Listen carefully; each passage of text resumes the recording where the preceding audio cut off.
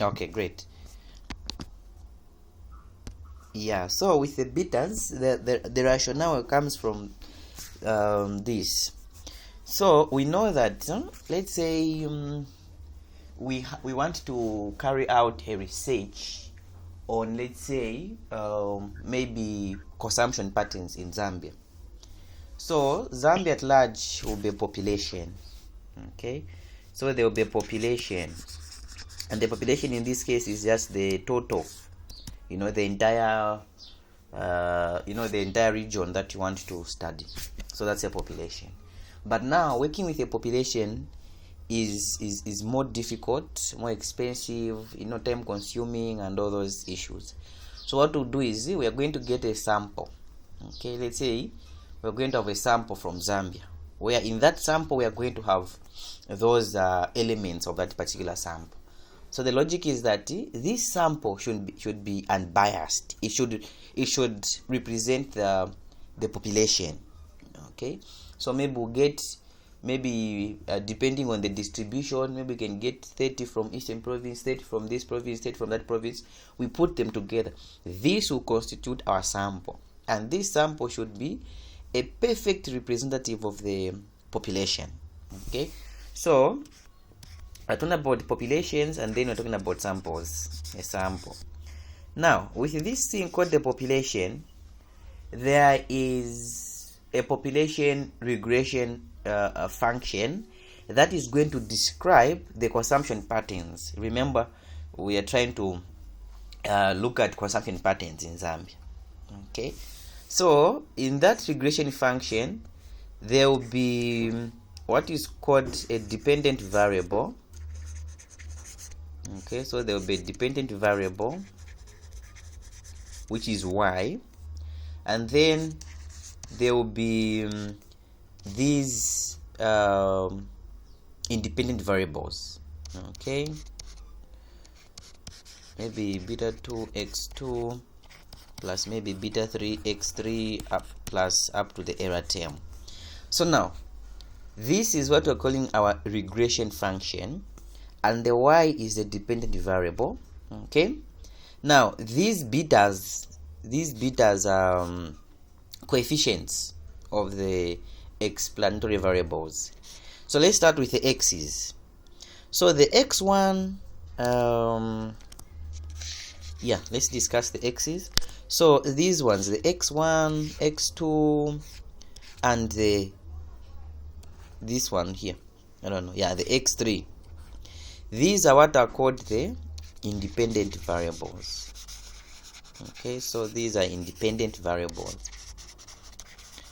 In short, these independent variables are sometimes called the explanatory variables.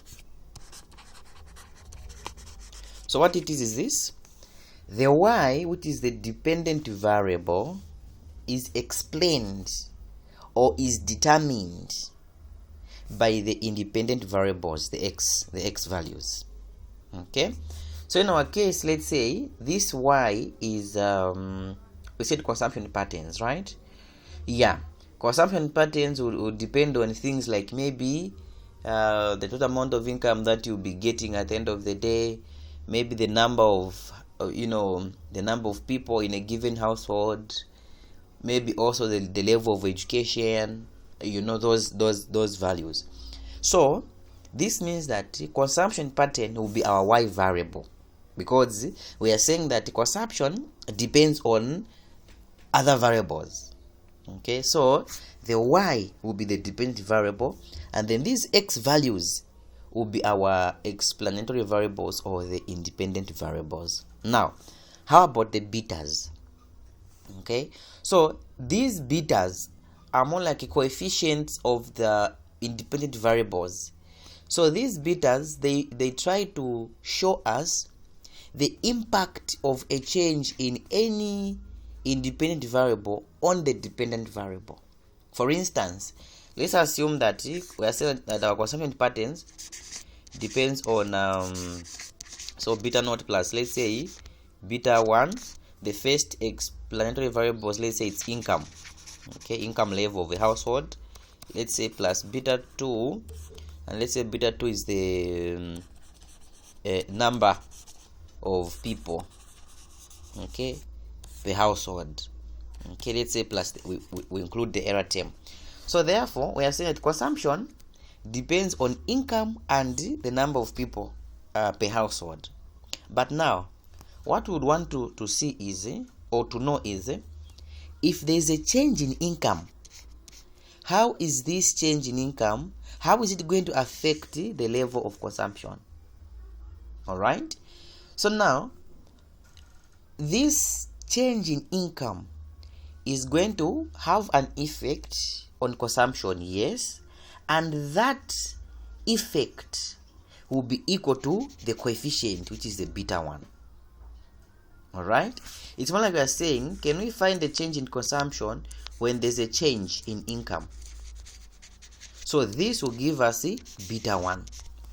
So in short, this beta 1 here is just more like a measure of how a change in income is going to affect our consumption.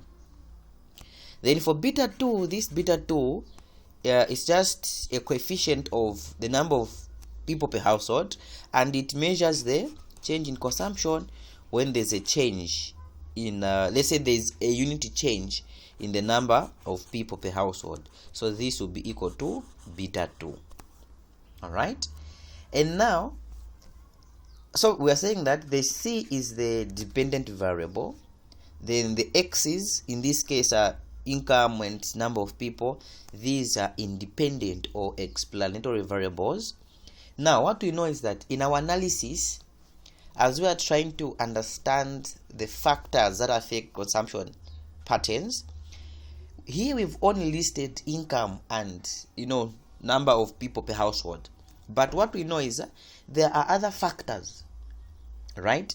There are other factors that will have an impact on consumption, but we don't want those variables to interfere with our analysis.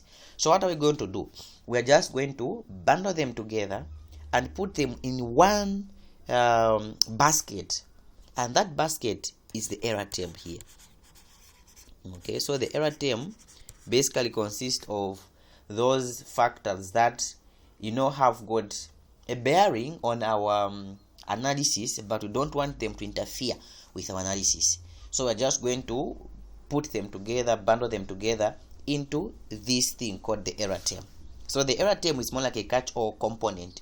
It just puts together all those factors that may affect our analysis, but we don't want those factors to affect our analysis, so we're just going to put them together. Right, so remember, in this case we are saying that we want to understand how consumption patterns what factors affect consumption patterns in Zambia. So in this case we're assuming that we are working with the entire population. Okay, we're working with the entire population, but remember what we've said, working with the entire population comes at a cost. Financial issues, time constraints, and other factors. All right, so what we're going to do is to try to come up with that sample now.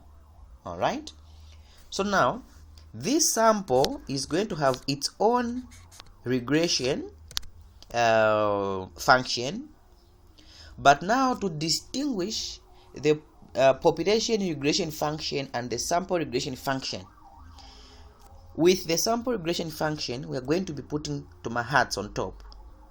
Okay, so now working with yi hat, okay, is equal to a beta naught hat, okay, then plus beta 1 hat xi, okay, let's say we have got beta 2 hat x2, just like that until we reach to the error term, and the error term should also have a hat.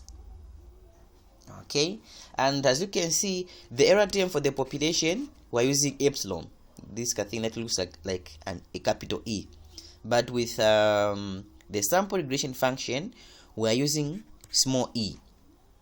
Okay, so this one without hats is for the entire population, and what we want now is to estimate this entire population regression function using the sample regression function, because we're going to work with a sample, not the entire population. Okay, I actually didn't notice that these error terms, they are different even. They have to be different. Yeah. Ife twali mafe kwati nyine fe at epsilon ino neimbi kwati chimo chine fe akwata fe akasota.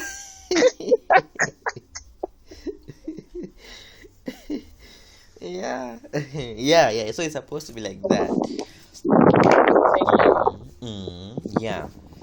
Yeah. So now look, we are saying that we are trying to use the sample to estimate the entire population, but there are issues with this. Okay, because it's that case where, for instance, let's say we have got this as the population regression function, right?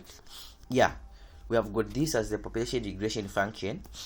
There at the intercept there we have beta naught. Okay, yeah. So now what we know is that what we want is to estimate this line here, this line here, the red line. Okay, that is what we want to estimate using the sample. But now what will happen is that this sample, since it's just an estimate, some values will be either on top of the population regression function or maybe below. So they will be dotted like that, some up, some down, some will be, just like that. They'll be dotted around this the population regression function.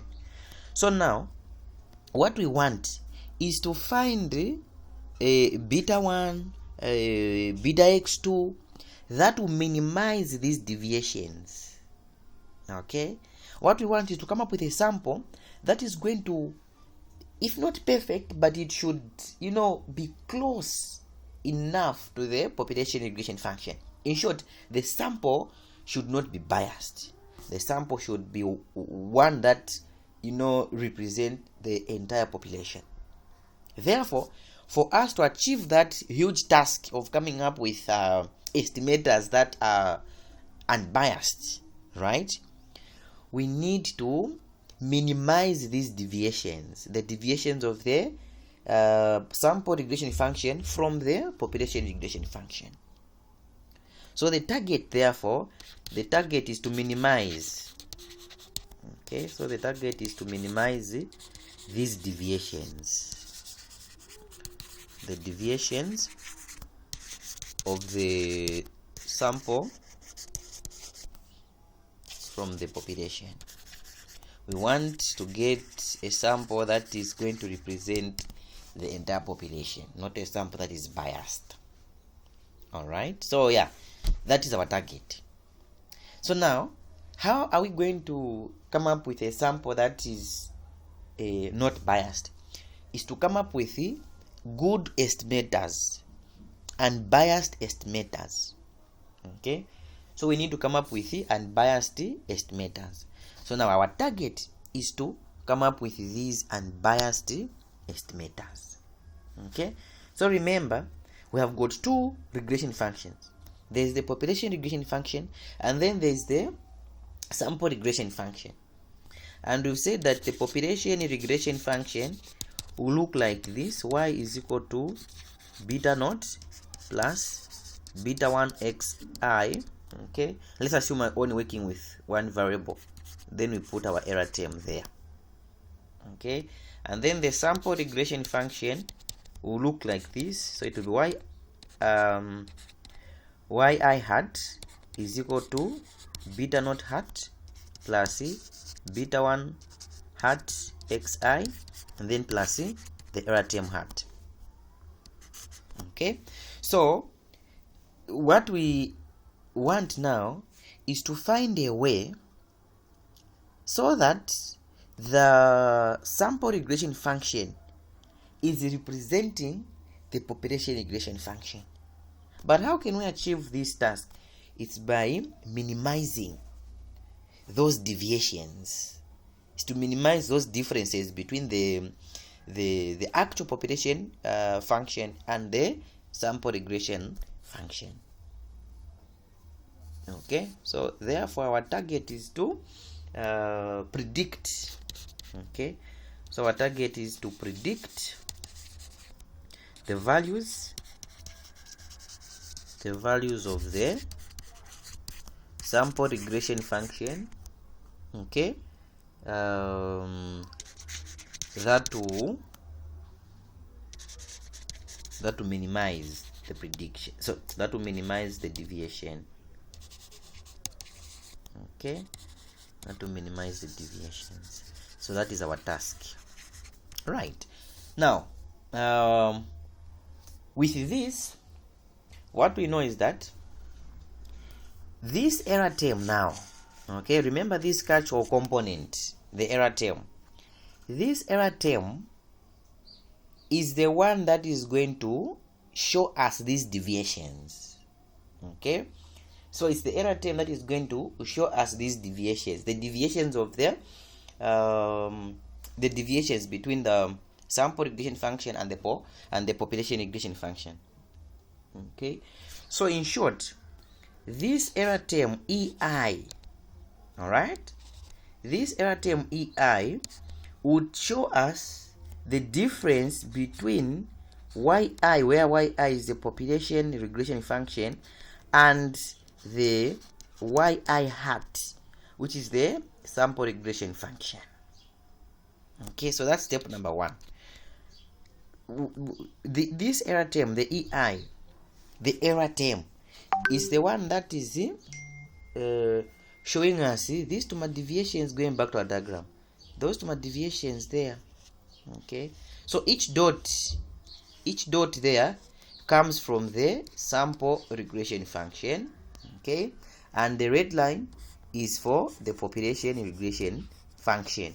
So you can say that if we get that comma dot there, we want to check the difference between the red line and where the dot is, that distance. Okay, we need to minimize this distance. We do the same even for the other ones on top there. Okay, so that is what we want. That is what we want. But now it's a case like this. Let's say we've got yi here for the population, and then we've got yi hat here. Okay, if I've got values, let's say we have got values like 2 here, maybe 3, 7, 6, and then maybe here we have values like so let's say this was maybe positive, the other one is negative, just like that. And then maybe here we've got 2, here we've got -3, here we've got +7, here we've got -6. The point I'm trying to stress is that when we get these deviations, so let's say we've got another column there for y minus yi hat. When you get these deviations, right, you get those deviations and then you sum them up. Okay, when you sum them up, they'll always give you a 0. Okay, so in short, this the deviation between the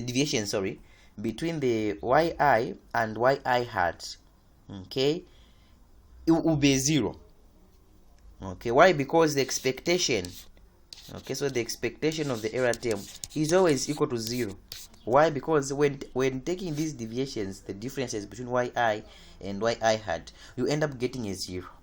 In short, when we sum all those deviations, from these two dots, and this red line, when you get the sum, when you get the differences, then you put them together, you add them, they will give you a 0. But this 0 has got really no economic sense. What we want is to minimize these deviations. So now, how do we minimize? So our second step now is to minimize. Okay, is to minimize these deviations, okay, of EI, which means that we are also minimizing the other side. We should also minimize the sum of yi from yi hat, like that. But remember, what we said is that when you just get them, you get the deviations and then you put them together, they'll give you a 0. So now to avoid getting that 0, what do? We are going to do what is called minimizing. So we are going to minimize the squared deviations. Okay, we are going to minimize the squared deviations. And how do we minimize the squared deviations? It's by minimizing this, but now squared, which means that we are trying to minimize the summation from I is equal to 1 to n of the deviations between the population regression function yi and yi hat squared, so that when we get the differences between yi and yi hat, let's say the difference is -3, what we want is to square this, so that after summing them up we don't end up getting a 0. Okay, so that is the logic. So now the target is to minimize the squared deviations. Okay, all right, how is it up to this point?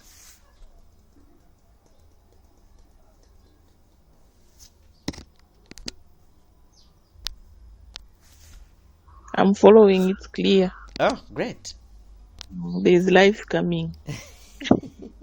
That's good. That's good. All right, yeah, so our target is to minimize the squared deviations.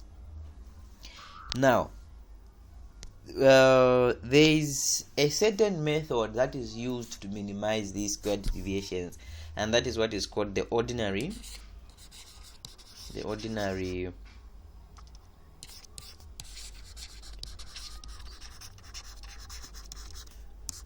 least squares. Yeah, ordinary least squares method. So this one is the one that is used to minimize these squared deviations, also called the OLS. So it's the ordinary least squares method. Okay, so now using the ordinary least squares method, what we are trying to say is all we want is just to minimize.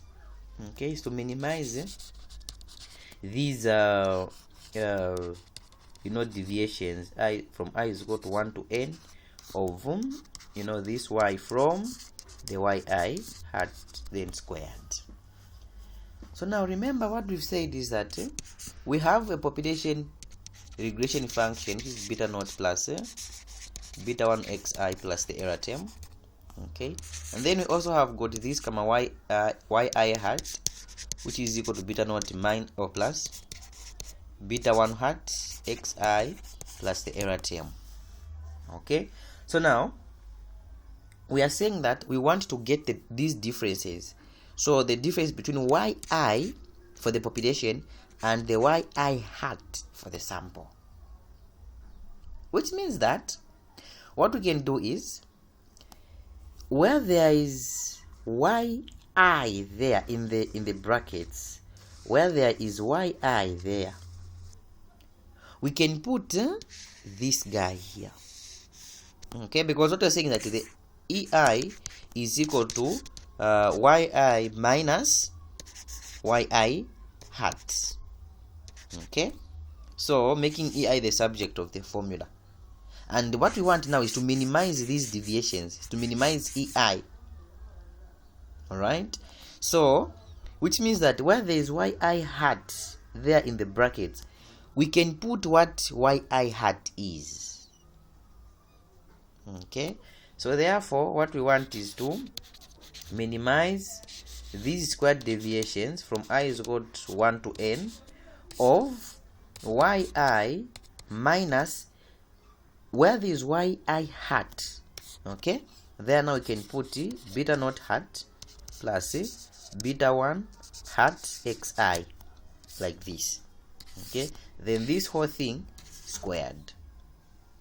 So there's no difference between this and that function there. Okay, only that with the second one we have replaced where there is yi hat, we put beta naught hat plus beta 1 xi. Okay, but since these deviations have to be squared, that's why we've put the square there too.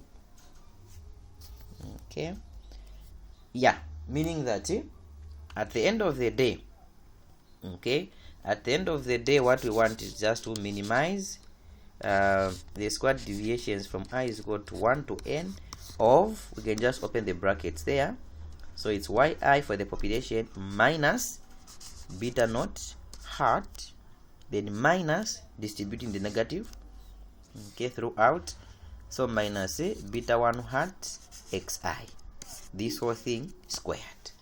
So what we know is that this guy here, this guy is the same error term squared, which we want to minimize. You see that?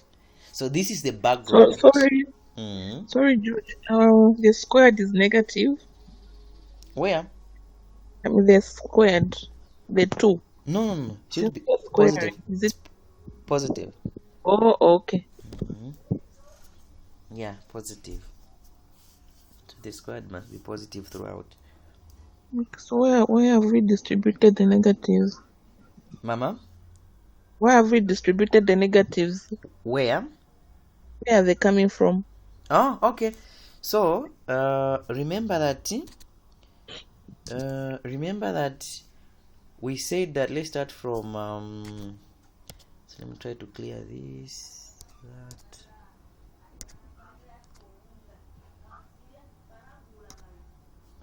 Yeah, so remember that, let's start from that point, right? So we're trying to minimize these differences between the population, the yi without the hat minus the yi with the hat, this whole thing squared, right? So it's yi minus, so we've said that where there is yi hat there, okay, where there is yi hat there, we can put that the beta naught plus beta 1 xi, okay, so it's this, the yi minus yi hat is this term in the brackets there, the beta naught hat plus beta 1 hat xi, okay, so we've just replaced there, but this difference between yi and yi hat has to be squared. So that's that 2 there. That 2 is the one that is there. You see that, right? Now the next thing is, just remember there's this negative sign here. So it's yi minus yi hat. Alright? So now we're going to distribute this negative, or we're just going to open the brackets in short. So this negative times the beta naught inside this small bracket within the bigger bracket, right? So this negative times beta naught hat is going to give us beta naught hat, which is this then again that same negative multiplied by positive beta 1 hat x 1 or xi, that is going to give us this guy now, negative beta 1 hat xi, then everything squared. Yes, okay, that's okay. I've seen where the negative came from. I didn't see. Oh, okay, great. Okay. Great. Yeah, perfect. So we've got this now. So from here we can just say, let this guy, okay, so let the sum of the error term squared equal to L. Okay, yeah, meaning that our function will now be L is equal to, okay, so our L is equal to yi for the population minus beta 1 hat minus beta 1 xi hat squared. You see that? So we are trying to sum these, okay, so let me just say L is equal to the sum from I is equal to 1 to n of yi minus beta 1 hat minus, supposed to be beta naught hat minus beta 1 hat xi squared. So just a reminder, what we want is to minimize these deviations between the population regression function and these to the sample, you know, that will be dotted around the population regression function. So what we want is to minimize these deviations. What we want is to come up with this sample population function that is going to be, you know, close to the population regression function, so that our conclusion at the end of the day will not be biased. Right? We don't want to have to conclude that consumption patterns in Zambia are like this when we've only gotten a sample from, let's say, the Copper Belt, or just a sample from Southern Province, or maybe a sample from Western Province. What we want is to come up with a sample that is going to represent Zambia at large. Right? So how do we come up with that sample? It's by coming up with the least squares estimators. Okay. So far, how is it? So far, so good. Oh, great. Okay. Yeah, that's super great. So now, what do we do from here? What we know is that this function here, all right, first of all, this whole function is raised to power 2. Okay. So the next step is to derive, or in short, can we get the derivatives? Okay, derivatives with respect to beta naught hat and beta 1 hat. Okay, so now we just want to get the derivatives. So in short, we're going to differentiate the function L with respect to beta naught hat and beta 1 hat. Okay, now remember, this is chain rule. Okay, so chain rule works when we have, let's say, function y is equal to, let's say, 2x plus maybe 4, let's say x again. No, let's say y is equal to 2x then squared. Something simple as this. We know to get the dy dx, right? This will be that 2 on top or drop. Okay, then we'll maintain what is in the brackets, 2x. Then from the power of 2x, which is the 2 itself, we're going to subtract a 1. Then we're now going to multiply, we're going to differentiate what is inside with respect to x. Okay, so to be a 2. Then we're going to multiply these 2 by that. Right? Like the chain rule. Okay, so what we want now is to apply the same chain rule to this question at hand. We have to differentiate this. So let me say using chain rule. Okay, so using the chain rule. Okay, so can you differentiate L with respect to beta naught hat and beta 1 hat using the chain rule? Okay, so in short, what we want is to get the partial derivative of L, of the function L, with respect to beta naught hat. Okay, that is what we want. So we know that first thing first, can we drop that 2? Okay, so that 2 there will come in front. 2, the sum of this thing from I is equal to 1 to n of, we rewrite everything, yi minus beta naught hat minus beta 1 hat xi. Okay, then from the power of 2 we remove a 1, which means this whole thing here will just be raised to the power 1, right? Then now we multiply with the derivative of beta naught. All right, so beta naught is here. When you differentiate that with respect to beta naught, remember this beta naught thing is raised to the power 1, right? So we know that 1 will drop, we'll multiply it with beta naught hat. Then from the power of beta naught, which is 1, we should remove a 1. So at the end of the day, it will be 1 multiplied by beta naught hat. But now this beta naught hat is raised to the power 0, because 1 minus 1 is 0, and anything raised to the power 0 is a 1. So it's like we're just saying 1 multiplied by 1, which is giving us a 1. Meaning that the derivative of negative beta naught there is just a negative 1. You see that? Okay, so how is this? How is the negative 1 concept? Is it okay? Yes. Perfect. So you know that after differentiating a function, we equate it to 0. Okay, so we have that equated to 0. Next is just to simplify. Okay, it's just to simplify. So what we can do is just divide this side by 2, even or alternatively, let's do this. So we have got negative 1 times 2 multiplied by this whole thing, you know.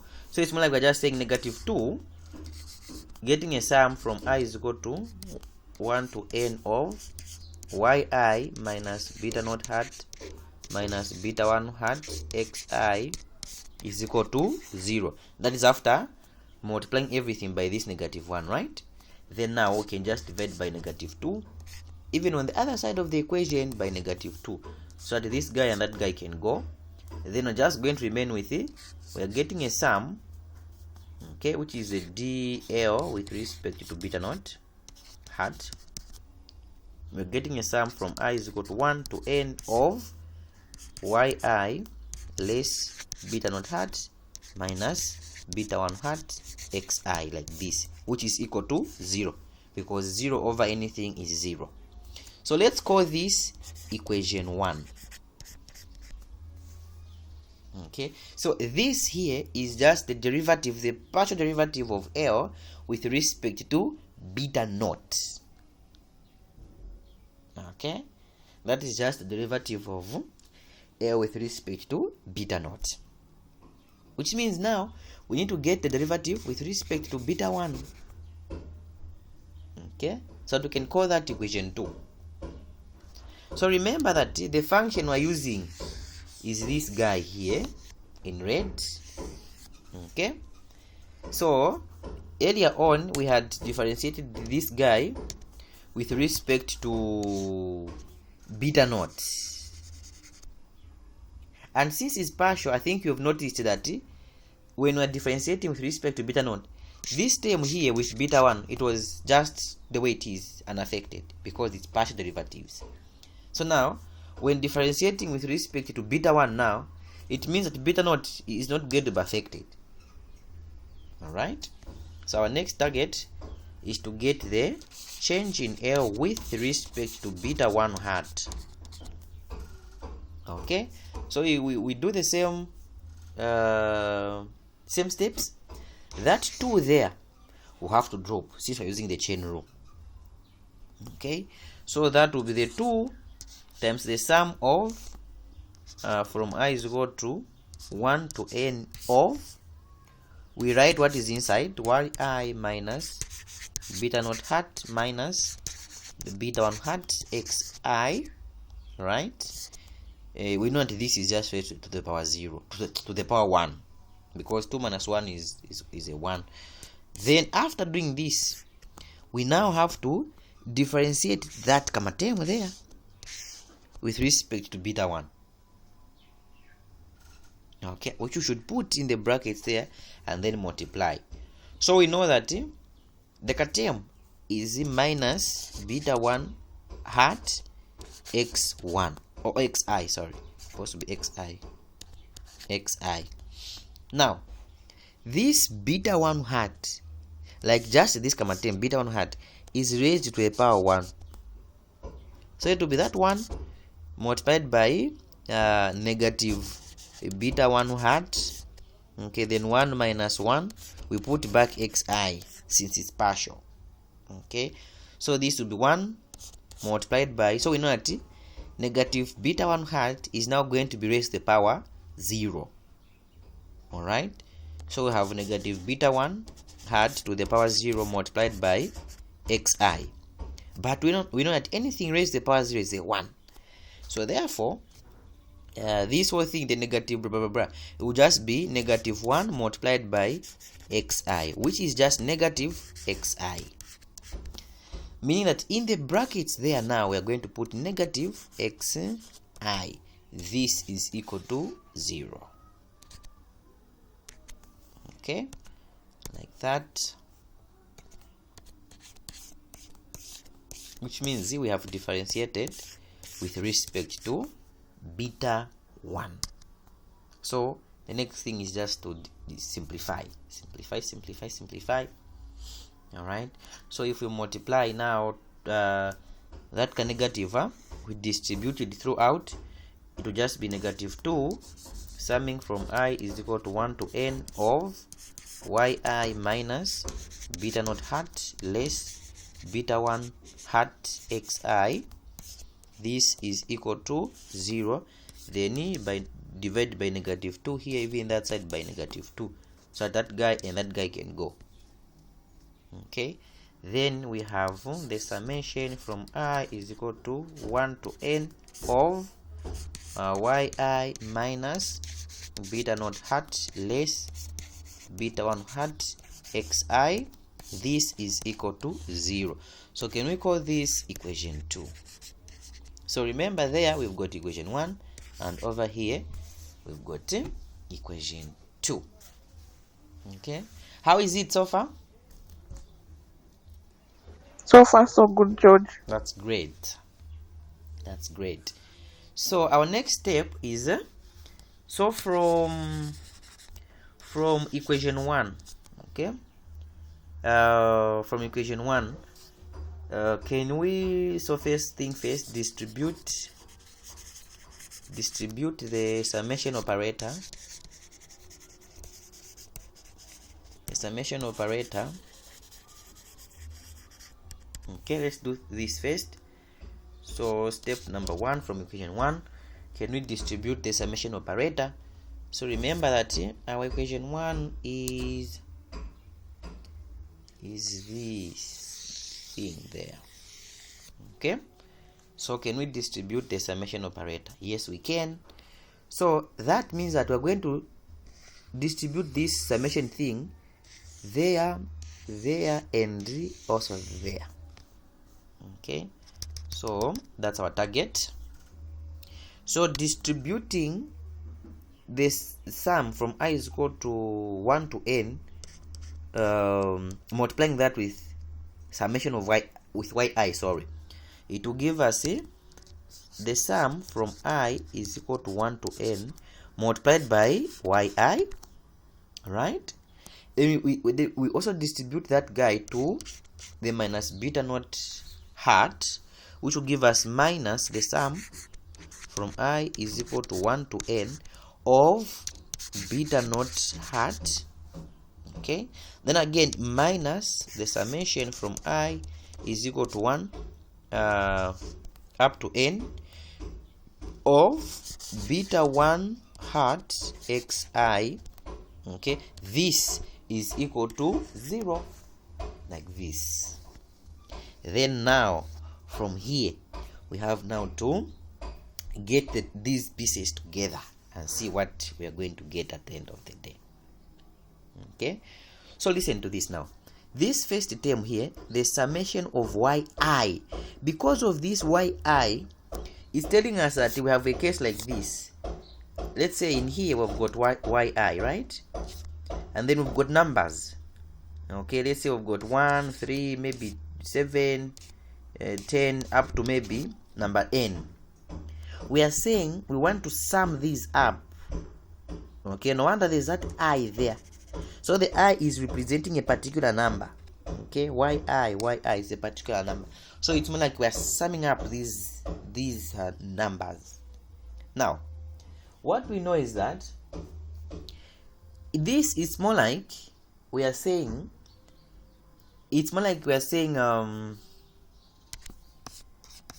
okay, so we are saying summing up yi. So this is more like we're saying since I'll sum these numbers from number 1 up to number something, okay, this is the same thing as saying n times yi. Okay, it's the same thing as saying n times yi.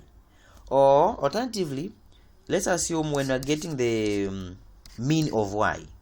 Okay, let's say we're getting the mean of y. When getting the mean of y, we know that this will be the sum, okay, the sum of yi divided by n. Okay, so sorry, this was supposed to be ny bar, sorry. Yeah, so getting the sum of yi there, the summation of yi, it's the same thing as saying cross multiplying this y bar, which is the mean of y, times n, which will just give us the summation of yi is equal to n y bar. Okay, meaning that we can change that term there, that to n times the mean of y values. Okay, where is this coming from? This is coming from the fact that if I've got the y's here, which are numbers 1 up to maybe 10, first thing first, to get the average of this, we are going to sum them up. So we're going to sum the values of yi, then we're going to divide by n, where n is the how many are they. This is going to give us the average of y. Now, making making the summation of yi the subject of the formula, it means that the summation of yi is just equal to this n multiplied by y bar. Meaning that where there is summation from I is equal to 1 to n of yi, okay, there it is the same thing as saying n multiplied by y bar. Okay, how is this point, ma'am? I'm following. Okay, that's good. Okay, great. Yeah, so they are going to have ny bar there is equal to, oh sorry, minus. Now for the second term, we are saying we're summing a beta naught hat from I is equal to 1 to n. So this one is like this. This beta naught, it's not like it's beta naught I. It's just the beta naught. This means that this beta naught is a constant. So it's a case like this. We have got beta naught here, beta naught there, beta naught there, beta naught there. Throughout, it's the same number. It's the same number. Let's say it's a number 2, 2, 2, 2, 2, 2, 2. Therefore, it makes sense to say, if I want to get the sum of beta naught, okay, so here there are 1, 2, 3, 4, 5. It's the same thing as saying 5 multiplied by 2. Okay, because if I sum 2 plus 2 plus 2 plus 2, I will still end up getting the same 10, which I know that I can get if I just say n times beta naught. Meaning that the summation from I is equal to 1 of beta naught, this beta naught is a constant. So the same thing as saying n times beta naught. Okay, it's more like I'm just saying, can I multiply the number of times beta naught is appearing times beta naught? I'll still be able to get the sum. Okay, so meaning that we can convert summation of beta naught from I is equal to n. We can convert this to n times beta naught. Okay, then this minus. So now here we are saying we want to sum from I is equal to 1 to n of beta naught times xi. Okay, beta naught times xi. Now this times beta 1 xi. This term here, the beta 1, this beta 1 is a constant.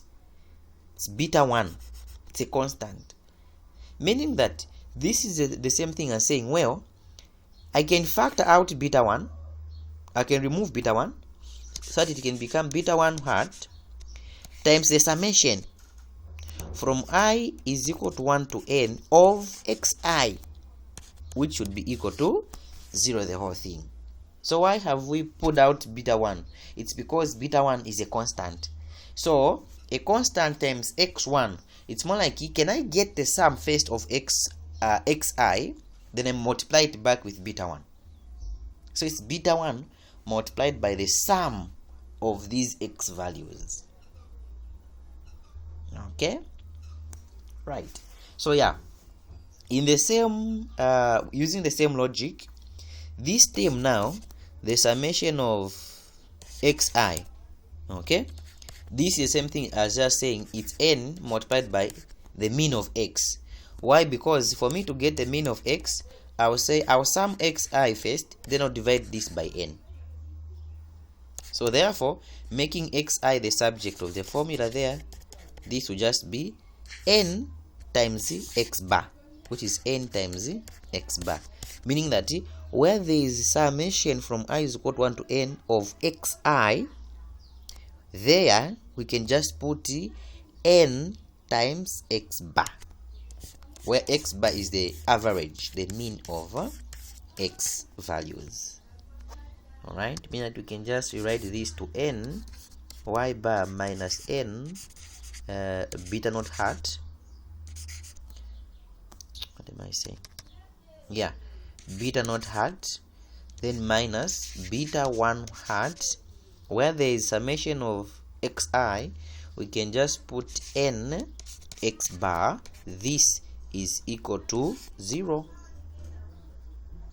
Okay, then now to simplify this, there's n there, there's n there, there's also n there, we can divide by n throughout, even that side by n, so that you can cancel this and that, this n and that n, that n and that n, then here you're just going to have a 0, meaning that y bar minus beta naught hat minus beta 1 hat x bar is equal to 0. So now from here, just make beta naught hat the subject, because what we want is to find the function that is going to describe a beta naught. Okay, so what we can do is just getting this term, the negative beta naught, to the other side, so that we can make it the subject of the formula. Okay, so when that happens, on the left hand side, we're just going to have y bar minus beta 1 hat x bar, which is equal to beta naught beta naught hat, sorry, meaning that the estimator for beta naught is just the mean of y, which is y bar, minus beta 1 hat multiplied by the mean of x values. So this is the unbiased estimator of the population beta naught. Okay, how is this? How this is mouth. Yeah, It's practice. yeah, Yeah. You just have to keep on practicing, you're going to understand it. But Yes. so far, how is everything so far? So far, so good. Okay, that's great. Especially that we have the background, Yeah, the yeah. sample. Yeah, that explanation has really helped. Oh, great. Mhm. Okay. Yeah. So now we have so remember, the population is like this: beta naught plus beta 1 xi, then plus the error term. So which means that at least now we have an estimate of what that value is, beta naught, which is equal to this sample beta naught. So now we're remaining with this guy now, the beta 1. Okay, so let's try to get beta 1. So just a hint, we get beta naught from equation 1, and we get beta 1 from equation 2. Okay, so that's a hint there. Yeah, so we get so now to get beta beta 1 hat, use equation 2. Okay, we have to use equation 2, and remember that our equation 2 was the summation from I is equal to 1 to n of yi minus beta naught hat minus beta 1 xi. This was being multiplied by xi, which was equal to 0. Okay, so now we have to work with this equation to get the value of beta 1. Okay, so first thing first, can we distribute the xi throughout? So this xi should be multiplied by that term, and the same xi should be multiplied by beta naught, and the same should be multiplied by yi there. Okay, so therefore we get a sum from I is equal to 1 up to n of this. Now, so yi times xi, this will be yi xi, okay, and then minus beta naught hat times xi, this will give us beta naught hat xi, okay, then minus beta 1 xi times xi, this will just be beta 1 hat, okay, xi squared. Okay, this is equal to 0, like that. Okay, right, so we've got that. Next is to replace, because now we know that this beta naught hat has got its own function. Okay, remember we said that beta naught hat is equal to y bar minus beta 1 x bar. Okay, beta 1 hat x bar, which is the function just from calculating here, there. Okay, so we know that beta naught is this. So in short, can we substitute? So substitute beta naught hat, which is equal to y bar minus beta 1 hat x bar into the equation. Okay, into the equation. So can we substitute? Yes, we can, because after doing that, this will be the sum from I is equal to 1 to n of yi xi minus, now where there's beta naught there, okay, we have to put y bar minus beta 1 hat x bar, okay, x bar, like that, x bar, then minus beta 1 hat xi squared, which is equal to 0. Okay, like this. Then you have to open the brackets here, which means you have to distribute this common negative throughout here. Okay, so we have the sum from I is equal to 1 to n of yi xi. Now negative times x bar, this will give us minus, oh, times y bar, sorry, so this will give us minus y bar. Okay, minus y bar, like that, and then where have we, oh, okay, I see, just I think I've forgotten to multiply with xi, yeah, okay, sorry, let's just go back a little bit, sorry,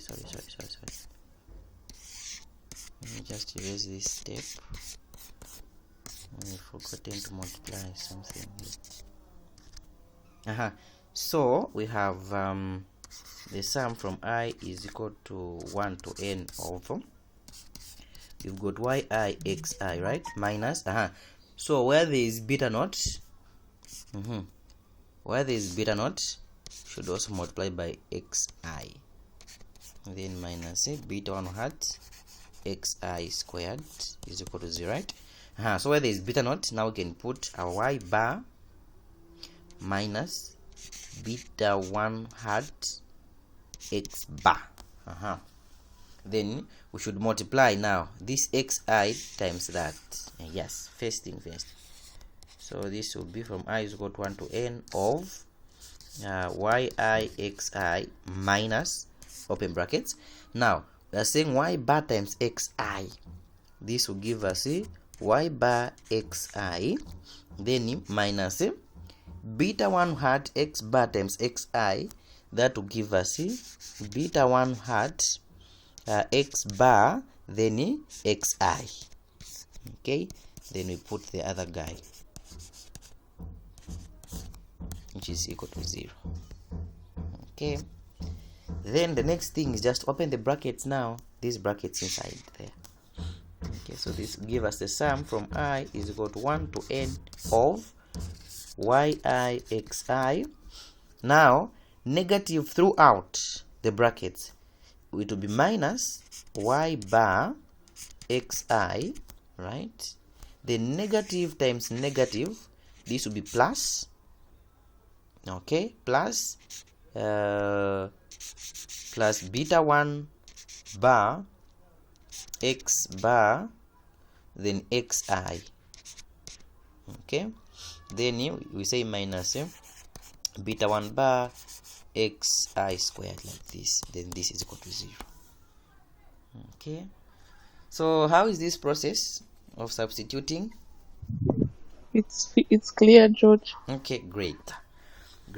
Then the next thing is just to distributing the distribute the summation operator. Can we distribute the summation operator? Yes, we can. Okay, so now we have to distribute this summation operator throughout. Okay, so this will just be the first term there to be the summation from I is equal to 1 to n of yi xi, okay, minus again we sum from I is equal to 1 to n of y bar xi, okay, again plus, okay, plus the sum of beta 1 hat x bar, okay, so I've got x bar there multiplied by xi, then again minus the sum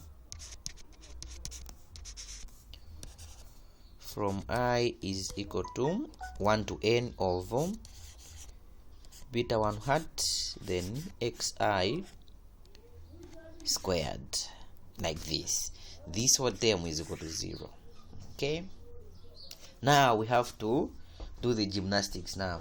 Okay, so the first term there, summation of yi xi, this one is going to just be the way it is, summation of yi xi, because we are multiplying xi times yi. The later on, after doing the multiplication, we're going to add them, so there's nothing that we can do here. So this one is going to be just the way it is. So we still have summation of yi xi just the way it is, minus.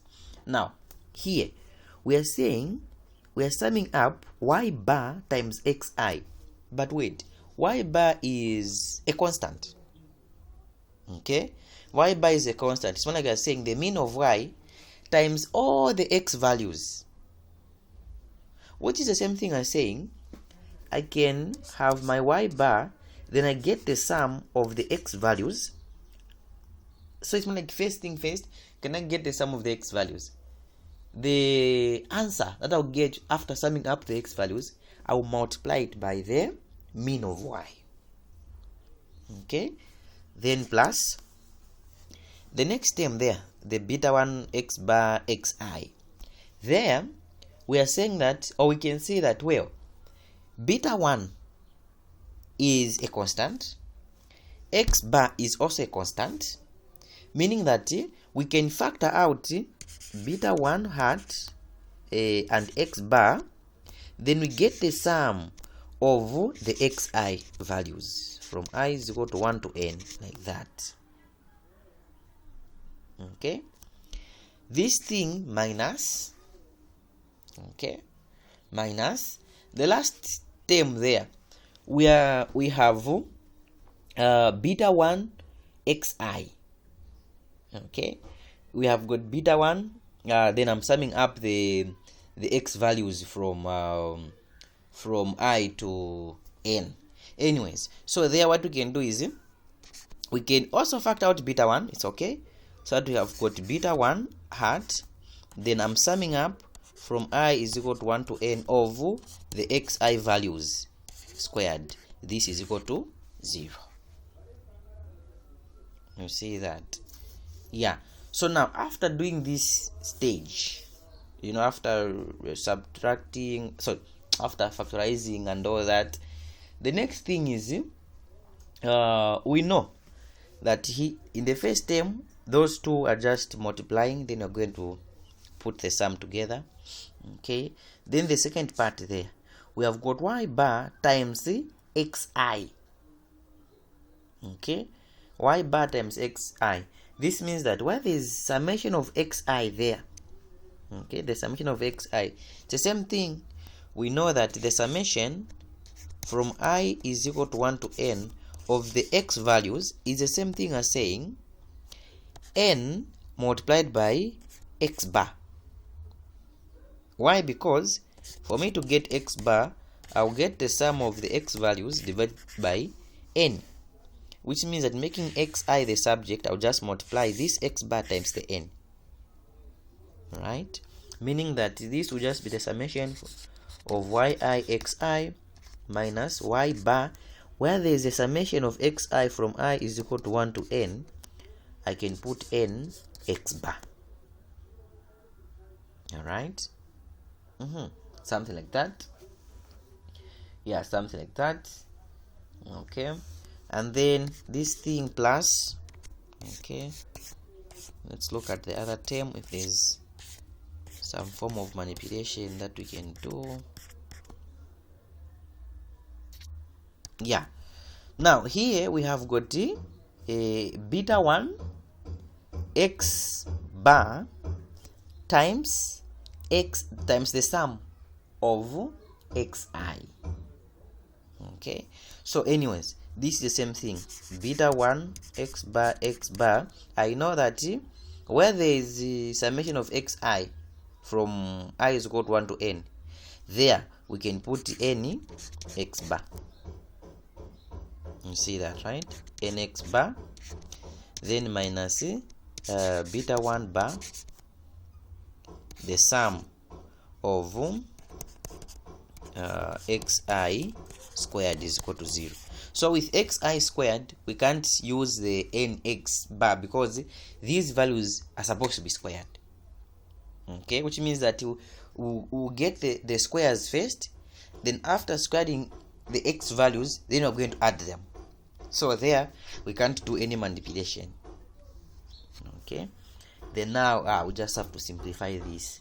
So we're going to have the summation of yixi minus, here it's just n y bar x bar, all right, and then plus and then here we've got beta 1 x bar n x bar, which is just n beta 1 hat then x bar squared, because I've got x bar and x bar, then minus beta 1 hat the sum of xi squared. This is equal to 0. Okay, now from this we can just collect like terms together.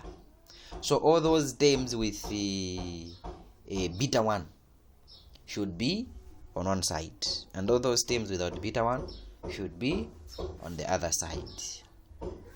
Okay, so what we can do is we can get this guy the other side and this guy also the other side, because here there is beta 1 and there is also beta 1, meaning that on the left hand side we are going to have summation of yixi minus ny bar x bar this is equal to, now when we get negative beta 1 bar summation of xi squared to the other side, it will now become positive. Okay, so it will be beta 1 positive, beta 1 hat, the sum of xi squared, right? And then we get this guy, the n, the n beta 1 something. We can take it the other side as well, so this one will now become minus n beta 1 hat, then x bar squared.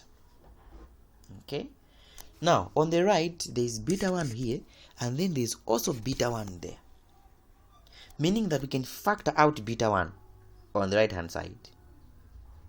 Okay, so therefore this will be the sum of yi xi less ny bar x bar is equal to, so on the right we can factor out beta 1 hat, so beta 1 hat, open brackets. Here we're just going to have the summation of xi squared, then minus the other side. If we remove beta 1 hat, we're going to mean with n x bar squared, like that. Okay, now what we want is to make beta 1 the subject of the formula. So what we can do is, on the right hand side we can divide by the sum of xi squared minus n x bar squared. We do the same on the left hand side. Okay, we divide by the sum of xi squared minus n x bar squared, so that that guy and that guy there can go, meaning that we are going to have a beta 1 hat this side is equal to the sum of yi xi minus n y bar x bar divided by the sum of xi squared less n x bar squared, like this, meaning that the value of beta 1 hat is the summation of yi xi minus n y bar x bar over the summation of xi squared minus n x bar squared. So this is now the estimator of beta 1. So we have derived the estimator of beta 1. Okay, how is this?